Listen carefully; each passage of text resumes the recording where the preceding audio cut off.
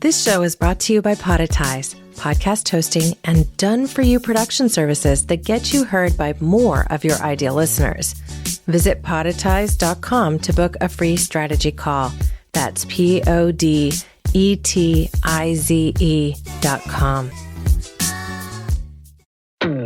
Welcome to Care More, Be Better, a podcast for people like you who care about the social impact of conscious companies and everyday heroes. Hear inspiring stories from those who put people and planet before profit and personal gain. You'll learn how you can make a difference, vote with your dollars, and get involved today. Here's your host, Corinna. Hello, fellow do-gooders and friends. I'm your host, Corinna, an activist and cause marketer who's passionate about social impact and sustainability. My goal with this podcast is to invite you to care a little bit more so that together we can create a better society, reverse global warming, and regenerate Earth. Today, we're going to talk about activism, volunteering, and the many ways in which we can all contribute to creating a better world. To delve into this topic, I'm joined by Karen Knight. Karen, welcome to the show. Thank you so much for having me. Well, it's lovely to have you here. This is something I've wanted to dive deep into for a while because, heck, even my reasons for starting the show all connect to activism, to wanting to make a difference. And so with your work specifically in volunteer management as a consultant who helps not-for-profits leverage their volunteers so that they have greater impact, I'd just like to know a little bit more about what your history is, what led you to do that, and ultimately kind of use that as this starting ground of stoking our fires and really thinking about what we can each do to give back to our communities. I came into the field of working as someone who works with volunteers from a rather convoluted path. I started out originally, I'm a trained cabinet maker. That was my trade. I built kitchen and bathroom cabinets. I built furniture. One day I had a disagreement with my boss, and I went home that night and I thought, why am I doing this? I had been volunteering for decades, but I never thought of it as a career. And after this one rather horrible day at work, I thought, I'm getting no satisfaction, no life feeling out of all of this. It's just a job. So why am I doing it? I have so many skills that could really help people. So I sat back and I did some thinking, and I decided that what I really wanted to do that would make a difference in the world would be to help not-for-profits with their volunteer programs, because there's so many not-for-profits out there. They use volunteers and they love their volunteers, but they don't know how to use them well. And so their impact in the world is reduced because of simple tips that I can help them with. So this is a way I can actually make a real difference in the world by helping others. Wow. So why don't we start with for instance? Like, what was the not-for-profit that kind of started it all off for you? Oh, I don't even know what it was called. I started volunteering when I was like 11. I was visiting my grandmother in a care home. And she was quite disappointed because the bingo they were going to have that afternoon had been canceled because they didn't have anyone to call it. So I said, well, I can call it. And they set me up and everybody was really happy, and everybody came up to me afterwards and said, oh, you made my day. We were so disappointed it wasn't going to happen. And that just lit a fire under me. And from there on, and like I said, I don't even remember the name of the care home anymore and what it was, but that's the start of my volunteering and how good it made me feel to make other people feel good. And from there, I just went on. No, I think a lot of people have this perception of volunteerism as being something like going to a soup kitchen at Thanksgiving and handing out food, or working with Habitat for Humanity to help build a house. But it can look like so many different things. So perhaps you can share a little bit about that specifically and the types of work that get done, or that, heck, these not-for-profits need done. Yes. Absolutely.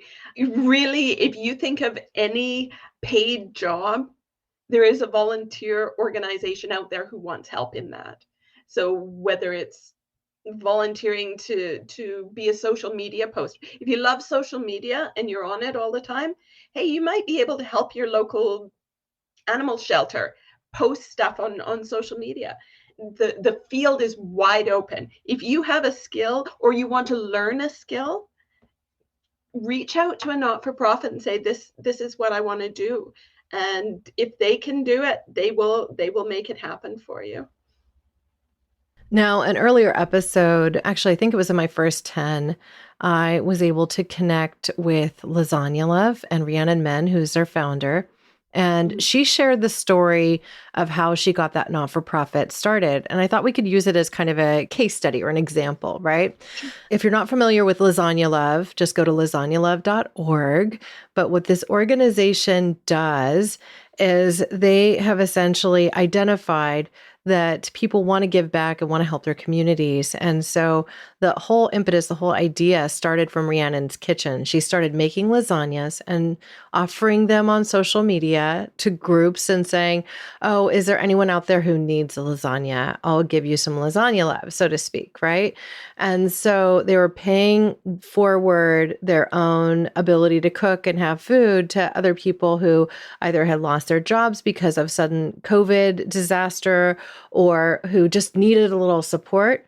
Moms that needed support, something along those lines too, especially when you have a young one at home that you're just trying to take care of, and now you're trapped within the walls of your home, and it started off like wildfire. So she did a media tour. She got featured on some big nationwide television stations. And then she had reached out to some people at MIT and said, I could really use something to help me to essentially go from this manual process to something more automated that can match people in their communities. So if you say, I want to make a lasagna for someone, they'll match you to someone else who needs it, right? Mm-hmm. And so that process was then automated by volunteer hours from these MIT students. And so these are the sorts of things that can happen for you if you're running a not-for-profit. You could reach out to your local university and say, these are the needs that I have. If there are any interns that want to work on these styles of projects, you can put up listing on Indeed for volunteer jobs that you need to get done, whether it be data analysis or website work or, and then individuals who are interested in doing that type of work can find out about it. I mean, because that's the first step, right? Like you have to communicate what you need done. And then the individuals, if you are a person sitting at your home in, Minnesota, and you decide, hey, I really like this particular charity, I'm going to reach out to them. They're serving my local community, and I'm going to tell them these are the things I can volunteer with my time and my skills. And then ultimately, you're offering something up. You're doing good in your community. And if your resume is looking a little light, you can go ahead and put something like that on there too, which can be future career development. So it's all kind of part of the same thing, right? Yeah. And you can even get, if you're working on building your resume and you volunteer, your volunteer coordinator, your volunteer leader can be a job reference for you. You can get really good job references because it talks about your dedication and your hours and how reliable you are. All these skills that employers are looking for, you can get covered through your volunteer work. Well, I just love that. So, Karen, can you tell us a little bit about the work that you've done over the last 25 years in connecting not-for-profits with individuals who need to volunteer? Just tell us a little bit about how that works. That's part of what I do. I help them with all aspects of their program, their management and recruitment and everything. Recruitment, especially in the last couple of years, of course, because of COVID, has been focused a lot on virtual volunteers, getting people to volunteer virtually. And there's dozens and dozens of different ways you can do that. But mostly it's about getting the word out for not-for-profits. It's making sure people know the need is there. There are hundreds of thousands of people who want to help, and they just need to know where and how, right? Just tell me. one thing I'm organizing right now in my local city, I'm in central British Columbia, Canada. And in my city of about, I don't know, I think there's 100,000 people here, I'm organizing a volunteer fair. So just like a job fair, anybody who needs volunteers will come and set up a booth, and we'll just bring the general public in to look at each of the organizations that are looking for help and saying, hey, that sounds really interesting. That's something I can really help you with. And match people up that way. So that's a really fun way of doing it, is have this big fair, because everybody can get together, and the energy in it is just delightful. So, given that we are in the types of COVID restrictions that we're seeing now, there's a little bit less, I think, volunteerism even happening in some cases because people are not necessarily gravitating towards more screen time. Like, if anything, what they're missing is that in-person kind of connection and collaboration. So, are you aware of any of these events happening now, or are you starting to see them come up a little bit more, or any other creative things that you want to share with the team? They are starting to come back. Especially, we are slowly getting a handle on COVID, and we know it'll never completely go away. But now that people are really understanding better what it takes to be safe, Hmm. then those events are starting to happen more often. A lot of not-for-profit organizations that had kind of shrunk down and hunkered down and tried to wait it through are realizing that's not a good option. We do have to keep going. And because of that, they're trying to find ways to bring people back, not only virtually, but also in person, Hmm. and do it safely. Yeah. It is getting to the point where a lot of not-for-profits that have been quietly sitting and waiting this out are saying, okay, let's open back up now. So there's going to be a huge cry for volunteers in the very near future. Yeah, one of the episodes I launched this summer was an interview with Grady Lee, who has the not-for-profit Give to Get, Oh, okay. and they organize big events, right? Like at Radio City Music Hall and, with big Yeah, stars, and people essentially volunteer their time to earn a ticket. Typically, right. those are sponsored by very big companies like Sony or Megavox or something along those lines. And that enables them to cover the basic costs and then be able to give back to charities through this volunteerism. And I just love the ethos of that. It just makes so much sense to me. As somebody who loves music, I would absolutely go volunteer a couple of hours of my time to go see a band I love. But we're looking, I think, at a populace of people that's really itching to get out there, have these in-person interactions, be able to contribute in some way. Yeah, absolutely. I love that idea. I've seen similar things where if you volunteer here, you get something special for you. It seems kind of counterintuitive, but for every hour you volunteer, you get far more than you could ever get with a paycheck. You really do. And not just in tangible things like tickets, or getting the opportunity to meet a hero of yours or something, because you're helping them pick them up from the airport or something to bring them to the venue. But just the sense of self-worth, and the idea of the impact that you're making in the world. It may just be a little bit, but you are making a positive difference to the entire world by just a few hours of helping out. Yeah. Or you could do something a little more involved. Like I ran marathons with Team in Training, and Team in Training is a division essentially of the Leukemia Lymphoma Society, LLS, right? So, one of the things that I think we should all think about is that it doesn't have to look like a standard either I'm volunteering office time or I'm volunteering my skills in person by being the sort of manual labor of this particular arm of this particular charity. It could look like running marathons to raise funds for a charity. It could look like being a coach for one of those marathon teams. So you're utilizing your coaching skills and your personal development skills to help people learn to train and run long distances. I ended up doing that when I ran for team in training. I ran 2 full marathons and 5 half marathons through the course of 3 seasons, working with them as a training captain in the later 2 of those. And what that enabled me to do was to showcase some of those skills, to motivate other people, forge strong friendships, and also not get bored with the process because I'd already done the training. And this gave me a way to stay engaged and involved with the next couple of seasons of recruits that come through.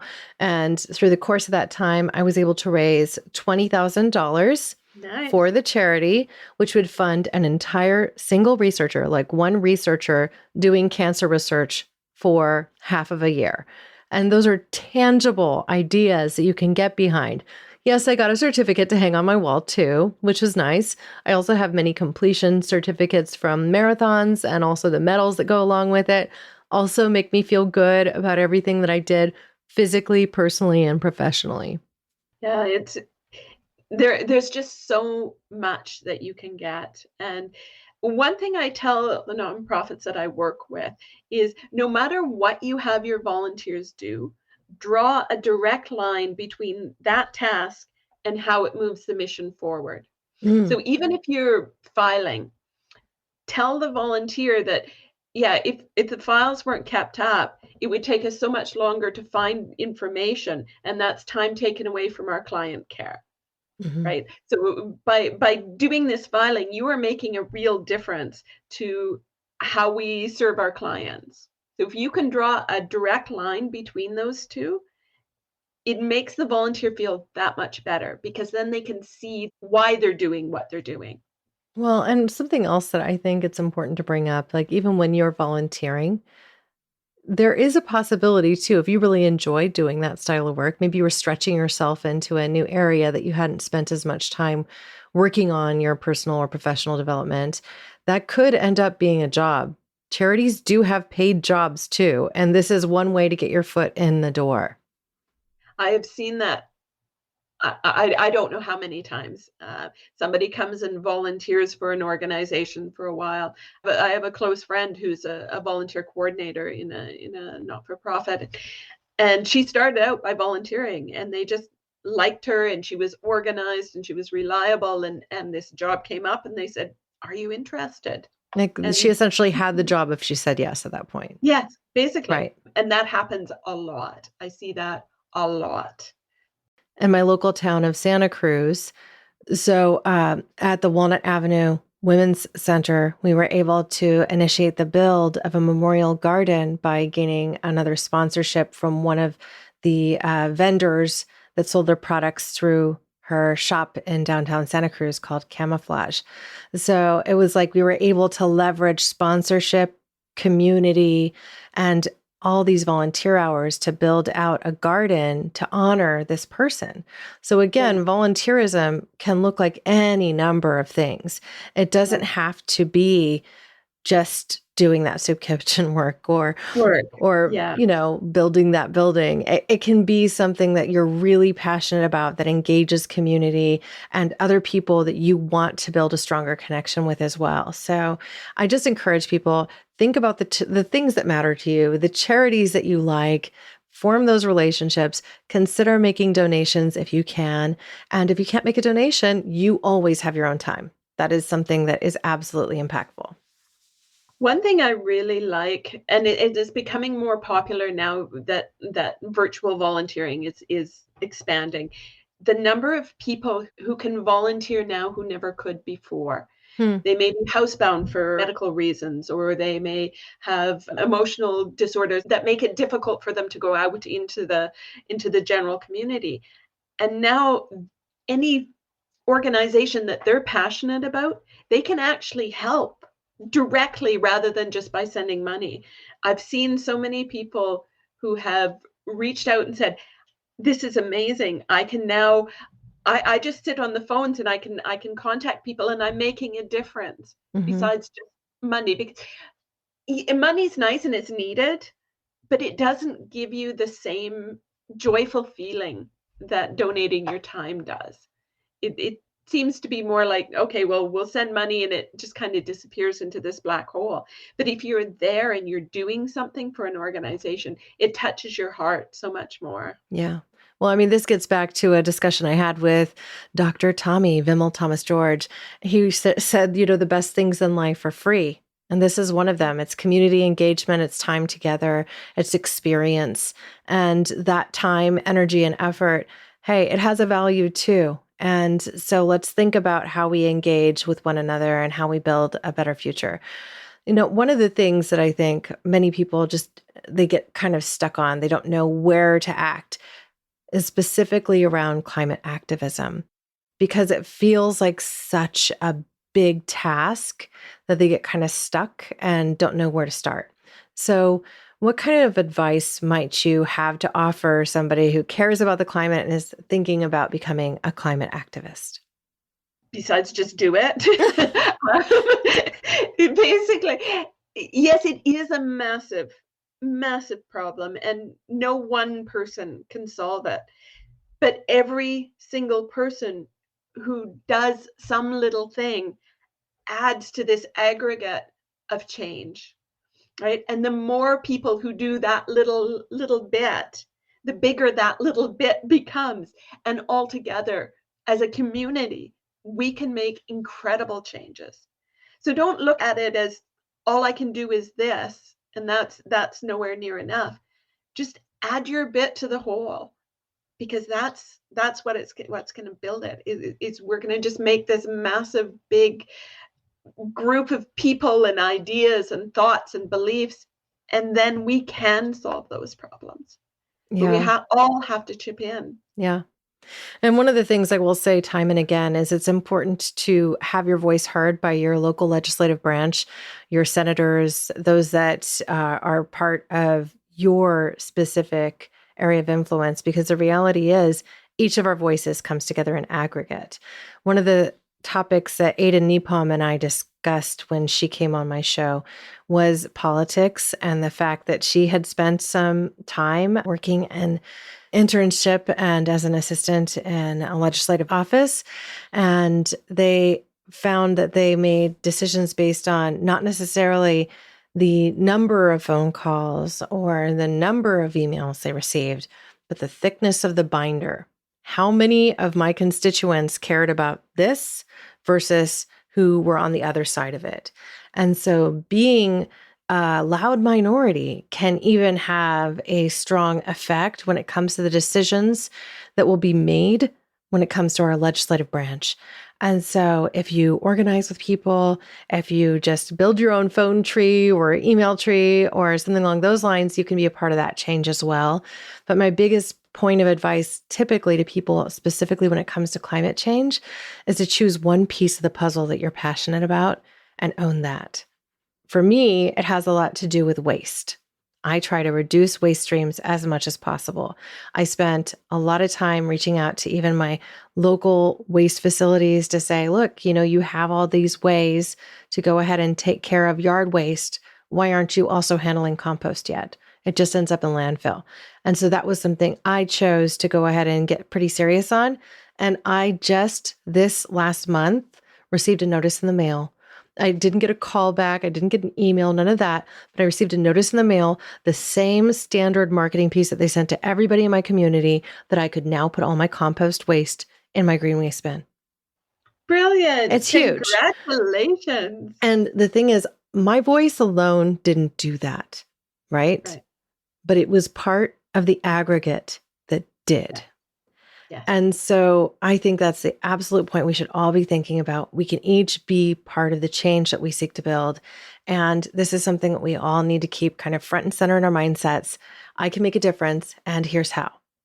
So yeah, Absolutely. Just to find out what your how is, like what you want to do to give back. What you're most passionate about is the passion carries through in everything you do. If you really believe this, everybody you talk to is going to end up believing it too, or at least be carried along a certain distance with you because of that passion. So yeah, go for what you really care about. That's how we make a difference, is by caring. Well, and this is also part of the science of happiness, right? You spoke of joy, of, getting joy for this. Like that's the payout in the way. It may not be cash in your pocket, could turn into that. Just depends on how you look at it. But really, it's giving you joy to your life. There's an individual that I'm connected with through podcasting, and her name is Beth Craig.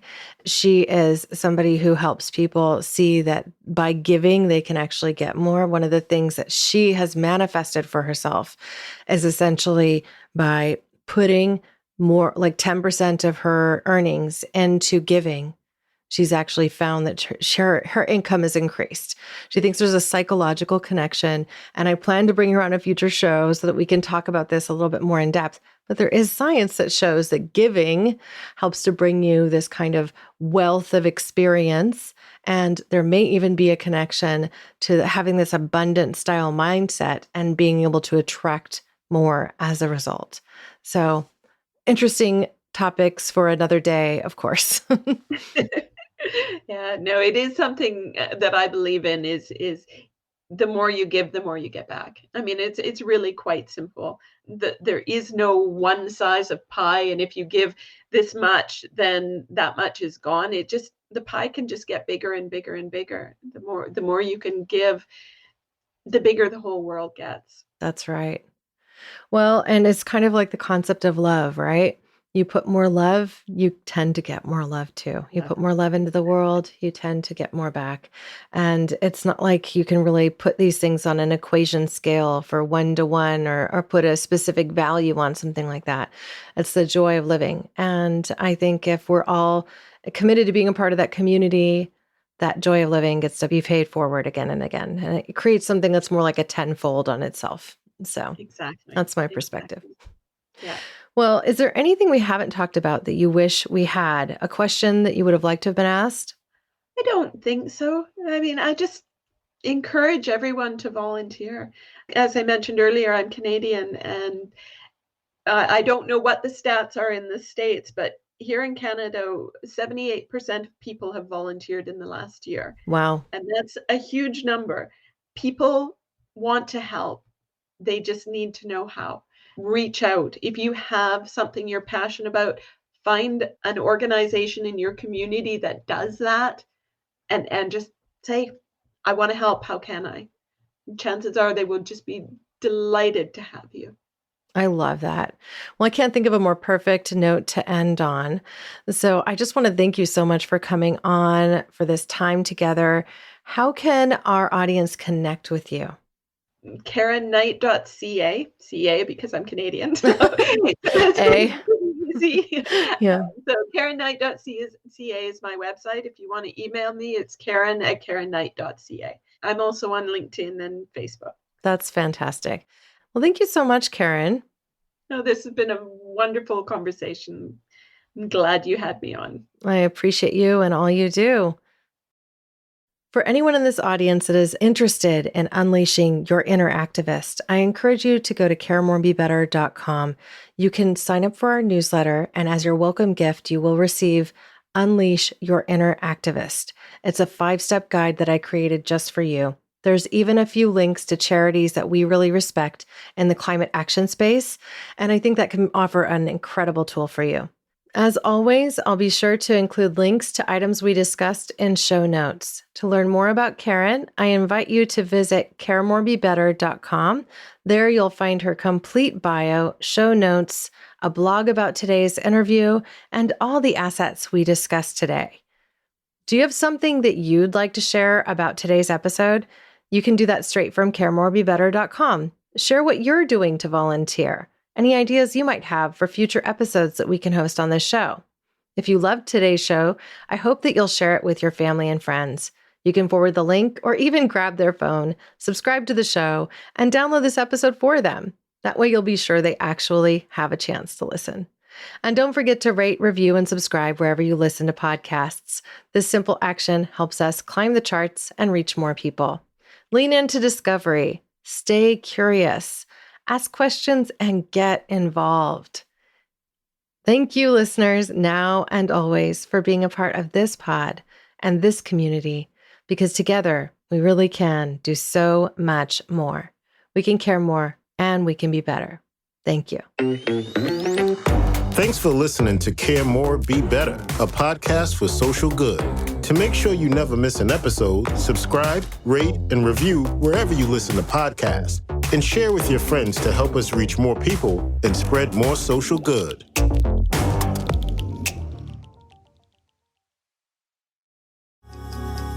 This show is brought to you by Podetize, podcast hosting and done-for-you production services that get you heard by more of your ideal listeners. Visit podetize.com to book a free strategy call. That's PODETIZE.com.